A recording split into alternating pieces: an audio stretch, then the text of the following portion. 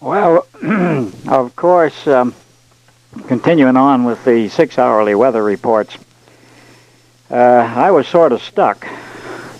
That is, I had to be out there at the airport every 6 hours, and of course, I didn't have any time off. If I wanted to take a day off or go somewhere, why, was unable to, or else I had to get somebody to fill in for me. And I got a chap by the name of Dan Randall. As a matter of fact, he used to hang around the station. He come from Bridgewater, and I got him broken in so he could take those 6-hourly weather reports and Robichaux too on occasions. I don't remember whether Bill Cumming, my brother, did any of those or not, but if he did very few because, of course, he was working at the drugstore. I did have to go to Boston and take an examination on them and so forth and return. But anyway, we got that job, and the extra money meant a lot to us. Now, as far as Boston Maine Airways was concerned, of course, they flew into Millinocket, to Halton, to Presque Isle, and to Caribou. And one of the first pilots up that area was Don Stewart. And he was strictly a VFR pilot, but he was a good one. And I'm telling you, he used to fly through some pretty rough weather. And without instruments, following the railroad track and that sort of thing. And he used to call me on the radio from Millinocket. He'd fly from Bangor to Millinocket and then land there, and we had questionable weather. And I would get in my car and drive up to the top of Drake's Hill, where I could look to the west and see the hills out around Drew's Lake and over around Island Falls and so forth. And could tell him how what snow showers was in progress and how the weather looked in general, and really recommend whether he could come along or not. And most of the time he did. Occasionally he'd have to be canceled, but that's the way it worked out. And he was probably one of the poorest instrument pilots later on that I ever seen in my life. But as far as flying contact, he was a corker. And later on, Hazen Bean flew up there, and he was just the opposite of Don Stewart. He was very cautious and wanted everything just about right, and he wouldn't get into snow showers. He apparently didn't have too much confidence himself in that respect, or else he had a little fear, and Don didn't have any, I don't know. And then Staff Short flew up there, too. And he was a good one, because Staff was a corker.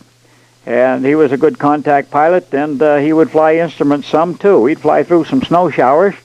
We used to have a position report for them halfway between Millinocket and Halton over Mattawamkeag Lake. And occasionally we'd ask for a report, and Shorty would say, "Guess where?" Well, he didn't know either where, because he would be in snow showers and so forth. And old Freddie Lord flew up there, and Rod Cody and so forth. And it was really quite a barnstorming affair. It was really in the early days of flying. Of course, the old Stinson trimotor had chains on its wheels, and for stopping purposes, that's all. And we'd fly in when the snow was 3, 4, 5 inches deep on the field, and pick up the mail and passengers and so forth. Now, of course, we didn't get paid unless the mail flew, and that is from the government. And a good many times I'd call up the post office and ask them if they had some mail, and they'd say no. Well, if they didn't have any mail, the company didn't get paid for a stop in there, and I used to take my car and go down to the post office and mail a letter. And I did that very frequently, and so did the other boys, too. So a good many times they just had one packet of mail with one letter in there. Things were just beginning, and it was rather expensive. It was 5 cents then to send a airmail letter. So everybody didn't want to spend that money. They'd rather have the 1 cent on the postcards and 2 cents on the envelope. But that's about the way it worked out anyway. Fred Dunlap used to carry the mail from the station, from the railroad station, of course, and the trains over to the post office, and he bid in and received the award of carrying it over to the airport. So he used to come over every day or twice a day, of course, and we used to chat and talk. I like Fred and his daughter Annie. We used to call her Two-Bit Annie, but that was another little episode in there. Of course, Boston Maine Airways at this time was flying Lockheed 10As from Boston up to Bangor. That was a 10-passenger job. two-engine, 450 horsepower in each engine. Right? No, I guess it was Pratt & Whitney engines. And they had a pilot and a co-pilot. But they only had clearance to fly VFR and contact, no instrument flying at all. And at that time, they had just started a school down in Boston called the Boston Main Airways Flight School. And they were training pilots and so forth. They were looking forward to getting a instrument rating so that they could fly in all types of weather. And of course, I was very interested in getting on as flying, and I used to imagine myself as a co-pilot and so forth. I used to pray to the good Lord that I could get on someday, and promised that if I ever did, why, I would meet certain conditions. And that's the way it went. Later on, of course, we did get on, but that's a little further down the line. Well, along about this time, of course, we'd given instructions to quite a number of students, and we soloed Tom Stanchel and Hillis Cunliffe and Orrin Gentle, solos Albert Robichaud, Glenn Taylor, and Garth Noyce. He was, the fellow was 50-some-odd years old. And my solo, I didn't think he'd ever solo, but he did. And we soloed the two Durling boys, Linwood Lawrence. So there was quite a list there that we had and gave instructions to, and they went on and did quite well. But they were having trouble at the Bangor station with the station manager there, and he'd been let go for some reason or other. And I don't know just what it was, but anyway, Milt Anderson, who was a chief executive officer for Boston Marin Airways and also the chief pilot, flew up to Halton in an Army aircraft and asked if I'd like to be station manager in Bangor. And he would, the pay would be $150 a month. Well, boy, that sounded sure great to me. And we talked it over with Anna and decided that we'd probably go on down there. So we started to make that change. And just before that, of course, we had moved from the Chamberlain house into Georgie's house, which was the next house alongside of it. It was vacant, but a much nicer house. The principal of the school had left. George was down in Rockland, the superintendent of schools in Rockland at this time. And we just moved over there by about 6 weeks, I'd say, when we got this offer to go to Bangor. Well, we called George up and told him about it, and he said, well, that's okay. We'll get another individual there, and we talked with him about getting a place in Bangor, and he said he and Fern would come up and look around. And they did, and they found a place. Anna and I drove down and took a look at it, and we weren't too satisfied with it. It was, I think it was $22 a month rent. But it left a little bit to be desired, and of course George was thinking of the cost and so forth and getting a reasonable house. Well, anyway, we looked around further, and we found a house for $35 a month. Now, that was a pretty hefty rent. But it was a nice house, and it was on West Broadway, and we rented that place and eventually moved in the fall of 1938 to Bangor. And I became the station manager there at the airport, which at that time was Godfrey Field. Old Mr. Godfrey had foresight enough to buy that property right where the Bangor airport is now located. Of course, it was considerably smaller at that time. But he purchased that. There was no, well, there was one runway at that time. Yeah, they'd put in a gravel type of a runway, but that's all. Outside of that, there was another little section jutted off there into the northwest and so forth. But most of it was field. And of course, when the war came along, that was developed into a super field and was later named Dow Field. Now, that was named after Jimmy Dow, who was a Halton boy, and I think he was the first fellow to get killed after we declared war, and he got killed over in, as I recall, in California somewhere. It wasn't in active duty. That is, it wasn't in combat, but he was on active duty anyway, and as a result of that, I think that's the reason that they named that Dow Field. Now, we did very well as station agent at the Bangor Airport. We had several fellows underneath us, and the CAA was there. That is the radio station, and gathered the weather, and they took care of the range station and so forth. Well, there was a chap there that was called Michael O'Seep, and we talked with him a little bit, and he was looking for a room to rent. So we rented one of our upstairs rooms to Mike there on West Broadway, and I forget what we did get a month. It was probably, well, I'm going to say $15, $18 a month, somewheres in that neighborhood, because that, you see, brought our month rent down to $20, which was pretty darn nice. And Mike had the bedroom up in there and so forth. I always remember he went with a girl by the name of Anna Shuttleworth from Belchertown, Mass., and I always got a kick out of that. And Betty and Dickie were there, of course, and Betty had one very, very serious illness there. It was a type of a pneumonia, and I could hear her breathing from upstairs, downstairs, very short, high breaths and tight ones. They didn't have the medication at that time, the super drugs to get rid of things. Sulfur had not quite come in, just about ready, sulfur drugs. And we had Dr. Feely, who was a boyfriend of mine. He lived down there in Charles Street, and he became a doctor and was in Bangor and so forth. As a matter of fact, I think he's the one that did the prostate operation on Bill later on in life and so forth.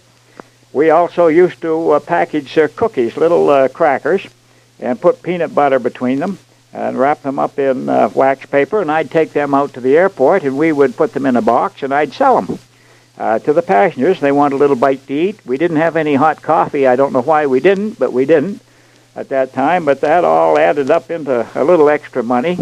We did have a candy bar machine there, and we boys split that. It worked in the station, of course.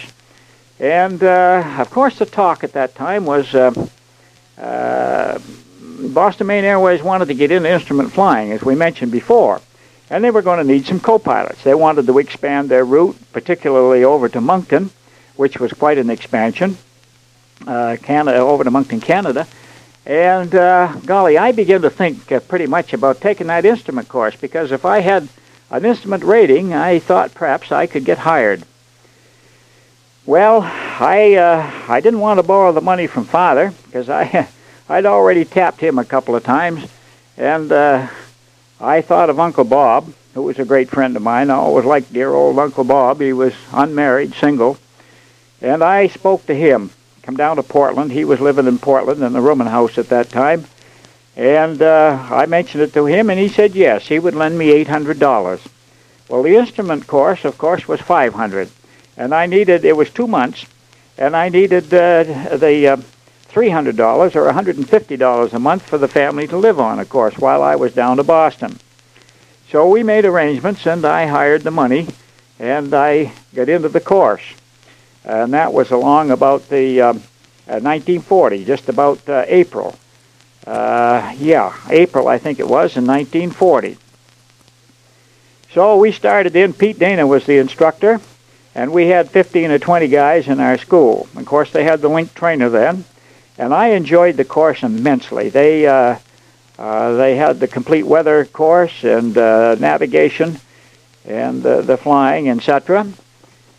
And I did very well in it, up in the 90s and almost 100 on most of my exams, and I spent a great deal of time there.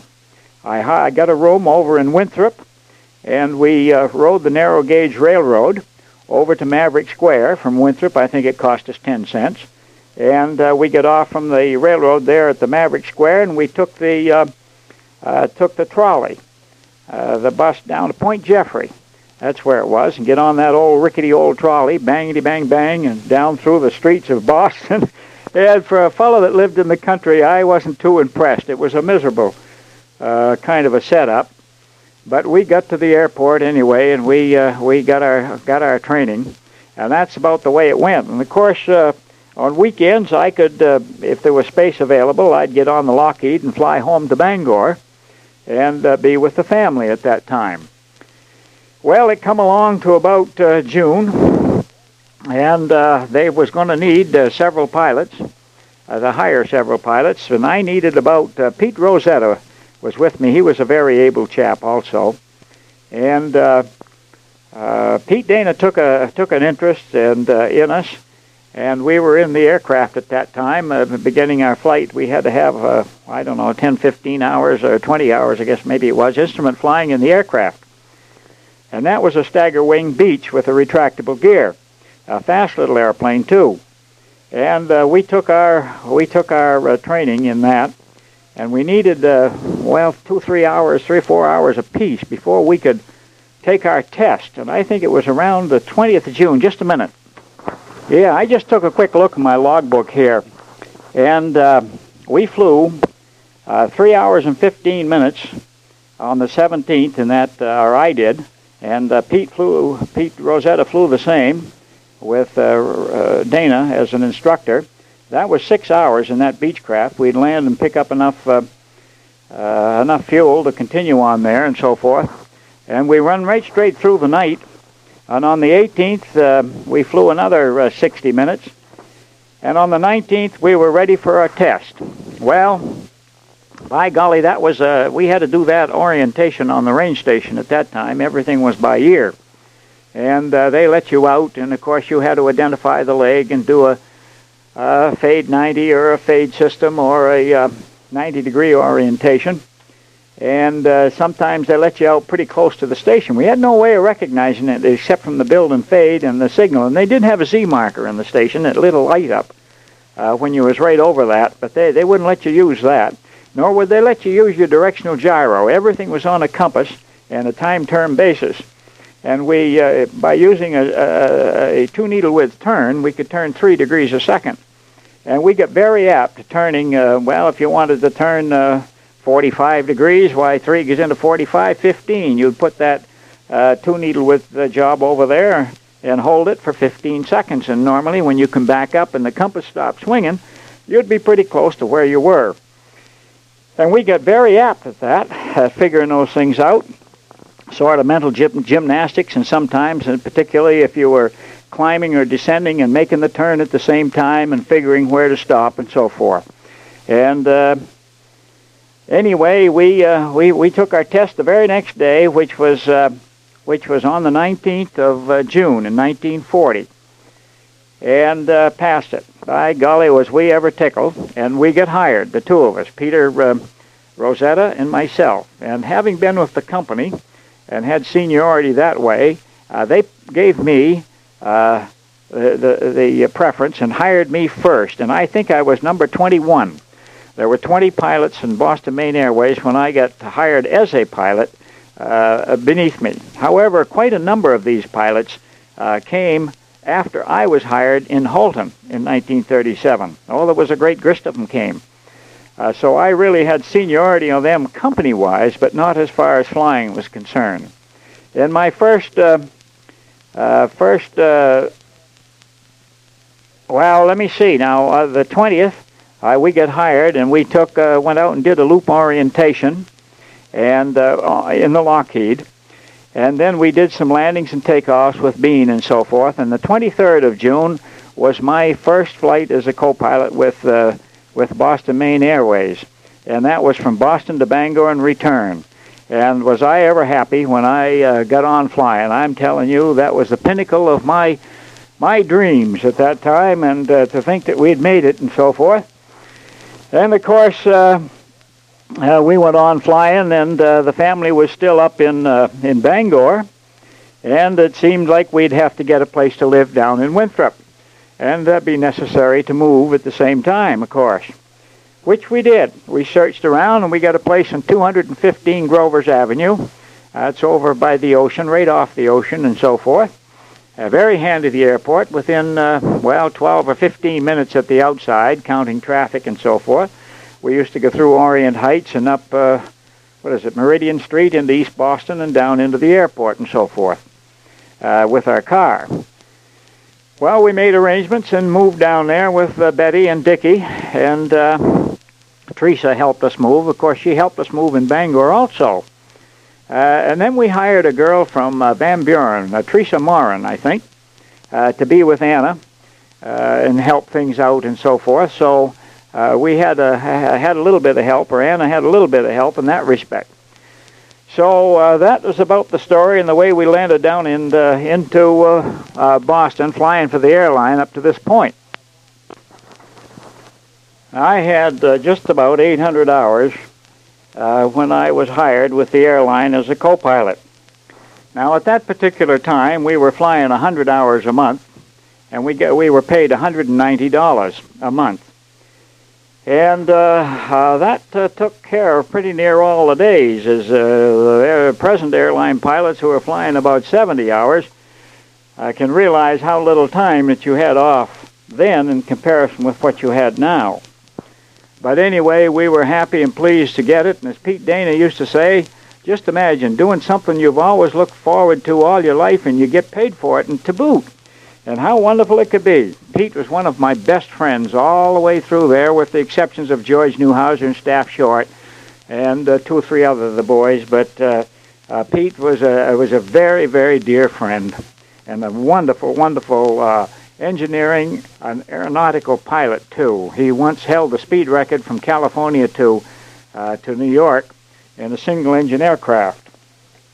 But anyway, they began to think along the latter part of 1940 about the extension of the trip from Bangor to Moncton into Canada. And as I recall, I just forget, it seemed like that must have been about 180 miles across there. That's the figure that comes into mind anyway. There's no field except there was Blissfield, which was just south of Fredericton, was the only field between here and there. And we had those Lockheeds, and when the weather was bad in that area, it was down all over. The only alternate that we could possibly have if Moncton weather closed in and we couldn't get in there would be something like Millinocket or back to Bangor or Waterville. And there was times, we didn't have a feathering prop, there was times when you couldn't make it back. So we had sort of a point of no return of where we had to decide whether the weather was going to be okay and continue on or turn around and come back. Quite exciting along there with the storm and in the wintertime and the ice on the wings and so forth. But everything worked out pretty good. We used to do a lot of flying with Staff Short. He was an excellent pilot, and he was very, very good to me. He let me do a lot of flying from the right seat and occasionally set her over into the left seat later on. But I remember one time in particular in Winthrop, I had an awful toothache. And I didn't know any dentist down there in Winthrop, and this was at 9 o'clock at night, so I decided I'd go out and see if I could find a sign in front of somebody's house, and a dentist, you know. And I did this. And there was no light, of course, in the office or downstairs. There was a light upstairs, and I rung the doorbell and banged on the door. This chap come down, I forget what his name was now, and I told him my story, and I'd like to have my tooth pulled. He said, well, come in. So he set me down there in the chair, put the Novocaine to her, and he pulled that tooth. Well, when it come, there was the biggest crack inside of my head. I thought my top of my head come off. And the next couple of days after that, I had to fly to Moncton with Shorty. And by golly, I couldn't smoke a cigarette because I had a hole in that tooth, went right up into the floor of the anthem, and every time I'd draw on the cigarette, the air would come in my nose and down that hole. And flying in the airplane at 4,000 or 5,000 feet, why, I'd bend over for something, and this clear, watery liquid would run right out of my nose and immediately congeal. And, of course, I began to not feel too good, and when I was over in Moncton, we stayed there all night this particular time, and I took sick with a good fever. And I flew home the next day with Shorty, and boy, I'm telling you, I was sure sick. I got infection up in there, and I had quite a time. I was off from work for a couple of weeks, and it was just, the antibiotics we took, I guess, eventually did some good, but it was quite an episode that I well remember.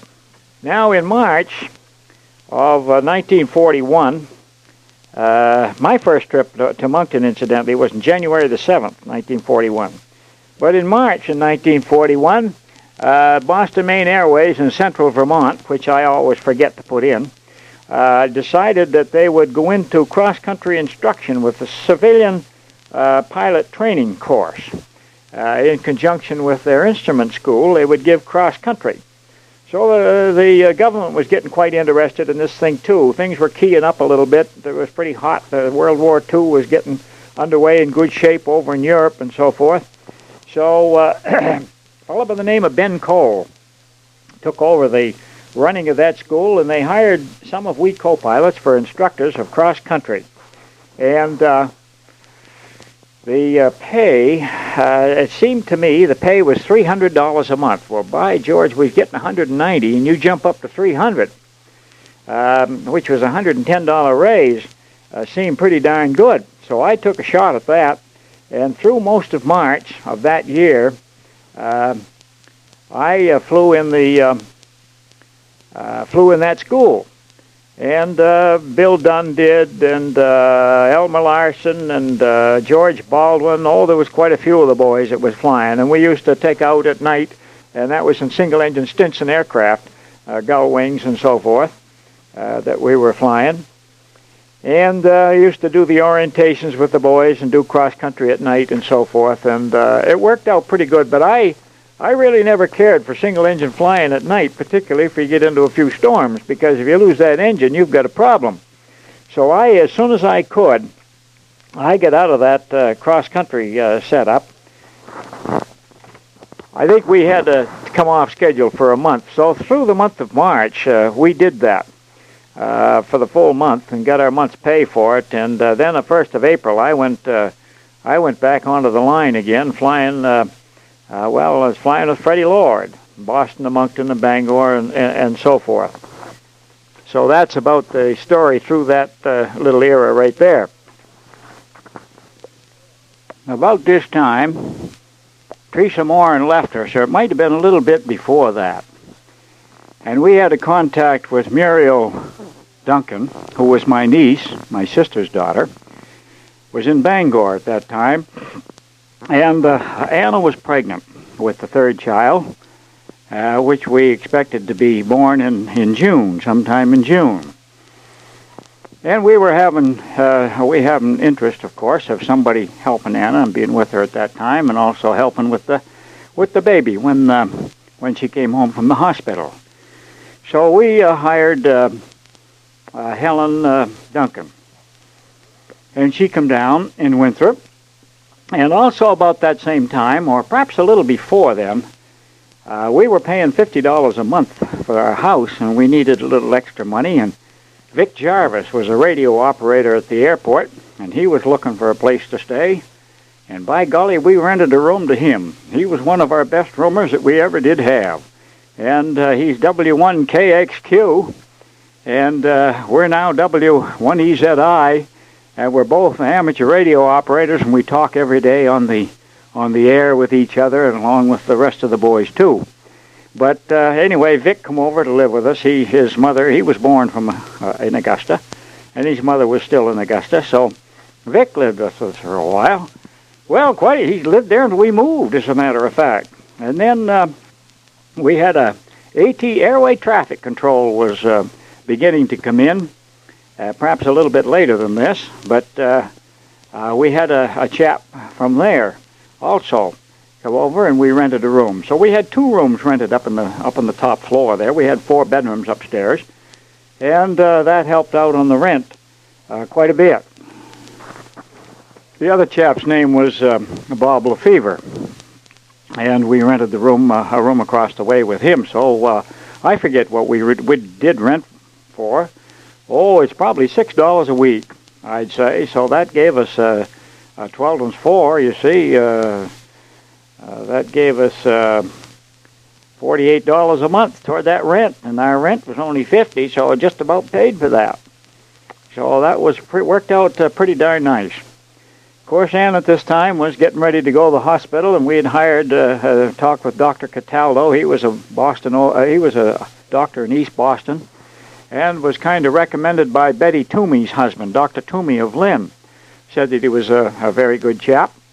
And time went on, and of course, June came around, and the 11th of June, Ann was born. A daughter was born there at the Winthrop Hospital. And by golly, she was the best baby we'd had up to this time. Tom, Dick, and Betty, they'd kind of hooped her up a little bit during the nights, but Ann was pretty darn good. And everything was fine and dandy. Anna had a hard time in labor, of course. She did with every one of the youngsters. There wasn't a one that she didn't have a problem with anywhere from 1 to 2 to 3 days in the hospital and so forth. None of this stuff where you go into the hospital for an hour or two and all of a sudden the youngster's born. No, she'd be getting pretty darn tired by the end of the things, and we would get quite concerned. But we were pretty happy to have 3 in our family anyway, 2 girls and a boy. And Betty started school there in the 1st grade, and she was sick a lot. She had another serious illness there in Winthrop with swollen glands, and I don't know to this day whether they know what was the trouble with her. Her neck was swollen and stiff, and she couldn't turn. She missed a lot of school, and it was very difficult for her at that time. And other times throughout her period of growing up, she had a lot of sicknesses, and it seemed like when any event was going to take place that she was interested in, such as a birthday, Christmas, or party someplace else, she was always sick. But that's the way it went anyway. Well, of course, at this time, the airline had started purchase of a brand new 24-passenger DC-3 Douglas aircraft with 2 wasps on them and so forth, and the latest in aircraft, I might say. And we were all anxious to get checked out in those, and those came in the month of June in 1941, and I took my first flight the 26th of June in 41 with those and checked out. Frank Kendall was checking out, and the poor old fellow, he couldn't quite make it, and Anderson was pretty tough on him, and as a result, he resigned from the airline, and a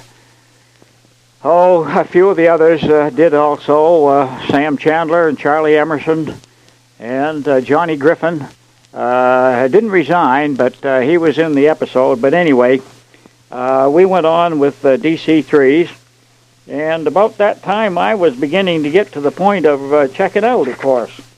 Quite interested in that. Of course, we were flying the Wasps, that is the Lockheed 10As and so forth.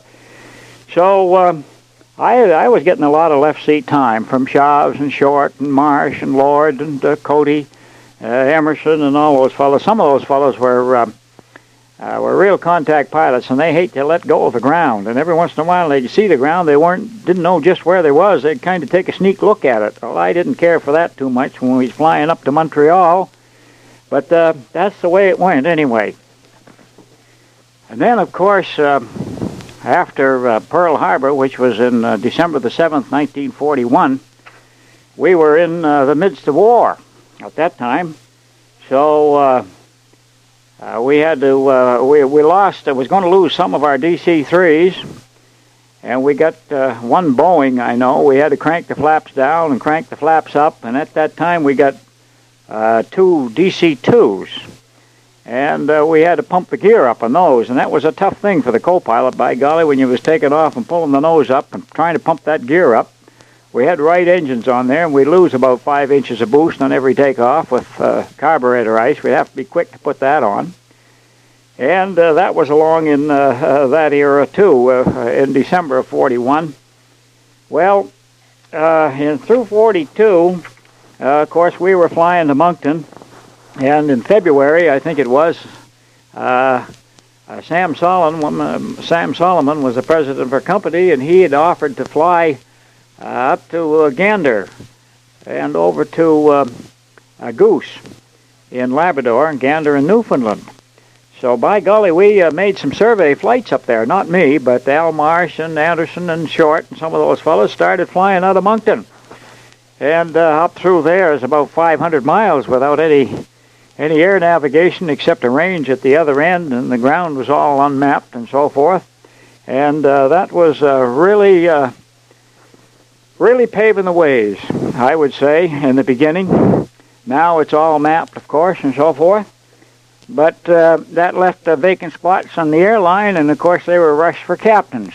And in June of 1942, as a matter of fact, June the 11th, 1942, I took my airline transport rating from a fellow by the name of Bridie. He was Jim Bridie, I think it was.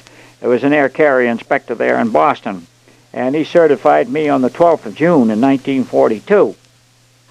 Well, between the time I got my ATR on June 11th until the 21st of June, there, about 10 days, I was assigned as a co-pilot because there was none other left, and I flew the DC-3s with Harry Brown, who later got killed a few months later, and the other pilots, the Van Gore and the Moncton and so forth. But on the 21st of June, I took my first trip as captain from Boston to Montreal and return. And I had Elmer Larson as my co-pilot. And the next day we went to Presque Isle, and there was crosswinds, and of course we had a few thunder showers, and I was a little bit concerned about those, but by golly, everything worked all right, and I could handle the airplane, and in good shape, and had confidence and so forth. So that's about the way it went until I think it was in August. Yeah, it was August the 4th. That it was necessary to start flying the Atlantic Division. They needed pilots up there, and they were expanding. They were now flying to Scotland. Had started there the 4th of July, and we used to fly to Goose Bay and make the first landing and refuel, and go to Greenland and then to Iceland and down to Scotland and return. But anyway, more about that later. So on the 4th of August, I was assigned up to the Atlantic Division to be checked out as a captain by Pete Dana, and we were to get $800 a month at that time, which was a pretty darn high figure for flying the Atlantic and at night and all kinds of weather and so forth. So we were kind of interested in that, and we could fly 100 hours. We were supposed to fly 100 hours. Went back up to 100 then. So we left Presque Isle for Goose Bay, Pete Dana and I, in a C-47.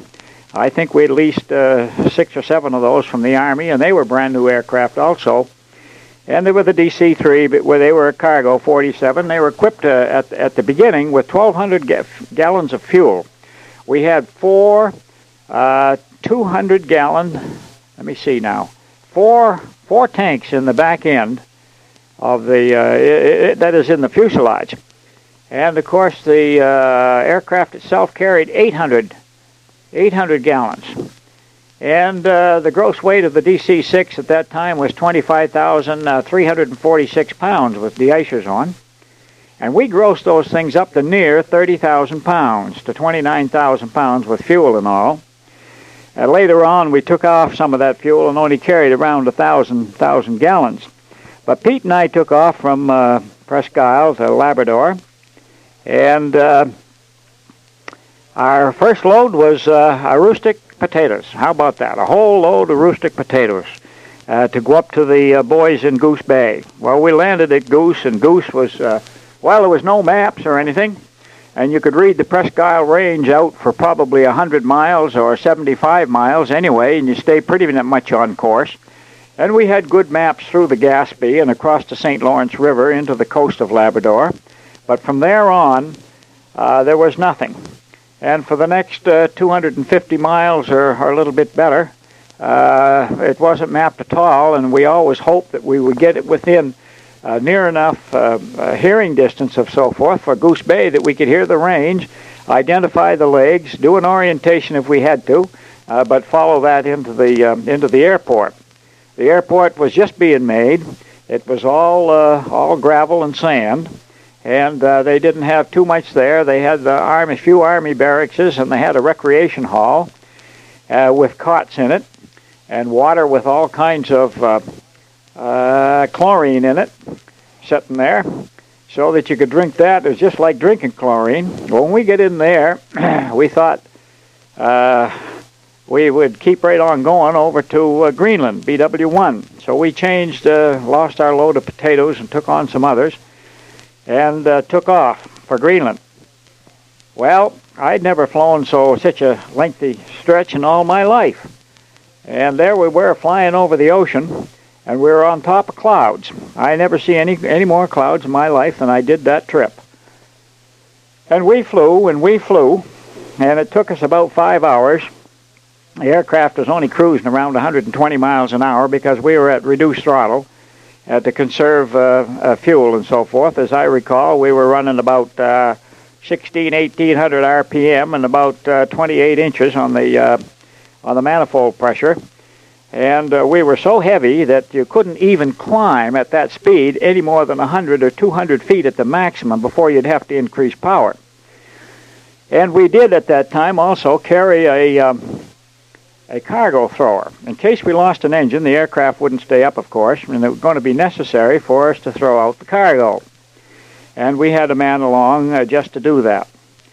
Well, on this first trip, we came to BW1, which was down on the west coast of the tip of Greenland, and the field was 50 miles up a fjord with hills anywhere from 2,000 to 5,000 feet, going up very steeply up this fjord, and the fjord meandered around. I hadn't been there before, but of course Pete had. But we got the weather report from BW1, and it was right down on the deck. Of course, you had to fly up that fjord. You had to do that contact. They had a range station out on an island before you came to the Greenland island itself, and we did the approach on that range station. We'd go over the range station. It was called semi-attack, and we'd turn around and head back west out over the water and let down to an altitude of 300 or 400 feet where we could see the water, and then we'd reverse direction and fly back toward that range station. And if we were contact at that time, we'd have to fly up the fjord in a contact situation. But in this case, we never made contact. So I would have returned back to Goose Bay had it been me, but not Pete. No. We're going to go right on to Iceland.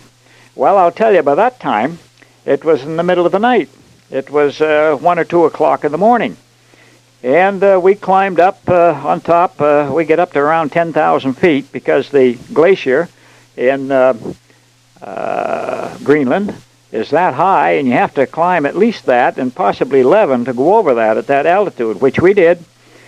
And it took a long while, too. We used a lot of fuel. We had quite an arrangement for transferring the fuel from those fuselage tanks into the wing tanks and so forth. But it was managed, and we flew on toward Iceland. And I was flying from the right-hand side, and Pete had a sextant there, and the moon was out. We were on top of clouds. And he'd say, now make a circle and see if I can't take a reading on the moon. Well, I wasn't impressed at all. There we were out in the middle of the Atlantic. I'd never seen any more clouds in my life. Goose Bay was down because the weather had come in there. Greenland was down, and we was going to Iceland. And as I recall, Iceland had 300 feet in a mile. And boy, I'm telling you, things didn't look too sharp to me. But anyway, here he was trying to get a shot of the moon out there while we were circling around in the middle of the Atlantic.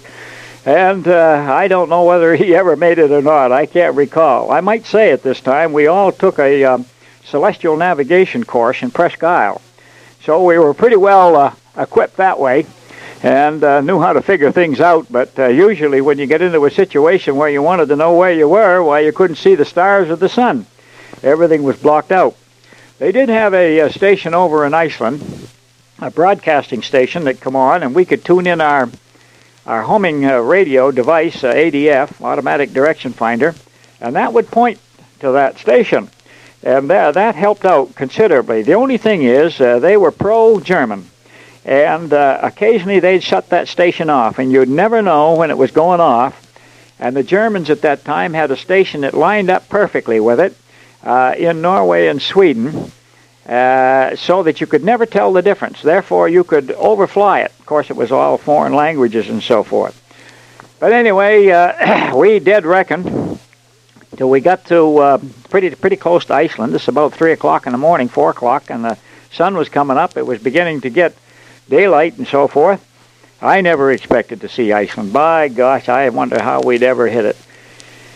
And all the prayers were said that was necessary, and the good Lord always come through. I never been rejected or refused, and everything has always been answered, particularly on those trips. And there was a good many times that things were beyond my control when I was flying as a captain and so forth, and it was anybody's guess just exactly what to do. But by golly, we was only about 40, 50 miles off course. We was to the north of the course, and we could see the outlines of the island. We'd snuck down to about 500 or 600 feet by that time. And The reason we couldn't use the range station is because there was so much variation in it and static and so forth. You couldn't really home in on it until you got within the last 20 or 25 miles to bracket it down so that you could make an approach. So usually, if things went well, you started going down before you got there.